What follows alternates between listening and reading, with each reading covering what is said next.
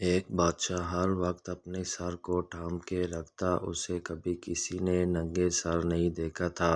بہت سے لوگوں نے اس راز کو جاننے کی کوشش کی، لیکن بادشاہ ہر مرتبہ کمال مہارت سے بات کا رخ موڑ کر جواب دینے سے بچ جاتا۔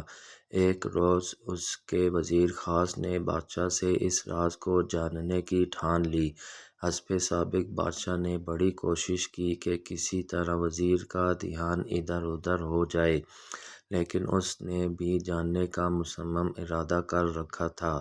آخر بادشاہ نے وزیر کے سامنے ہتھیار ڈال دیے، لیکن اسے ایک شرط پر بتانے کی حامی بھری کہ وہ آگے کسی کو نہیں بتائے گا، اور ساتھ ہی کہا کہ اگر اس نے شرط کی خلاف ورزی کی تو اسے سخت سزا بھگتنا ہوگی۔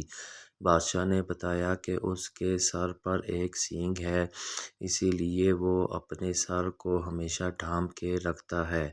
اس بات کو کچھ دن ہی ہوئے تھے کہ پورے شہر میں یہ خبر پھیل گئی کہ بادشاہ کے سر پر سینگ ہے۔ بادشاہ کو بڑا غصہ آیا۔ اس نے اپنے اس وزیر خاص کو طلب کیا اور شرط کی خلاف ورزی کی پاداش میں شاہی حکم صادر کیا کہ اسے سخت سے سخت سزا دی جائے۔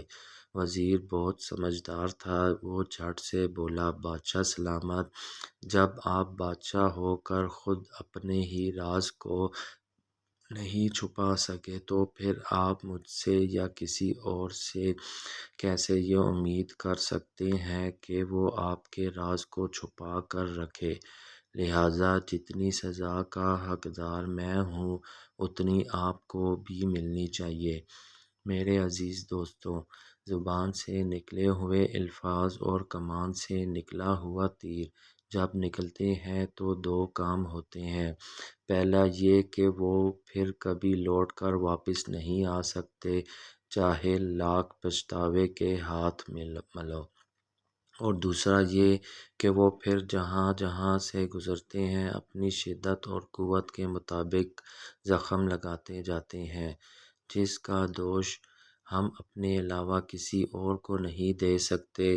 اس لیے کہتے ہیں کہ جب تک الفاظ آپ کے اندر رہتے ہیں وہ آپ کے غلام ہوتے ہیں، اور جیسے ہی وہ ادا ہو جاتے ہیں پھر ان کے غلام بن جاتے ہو۔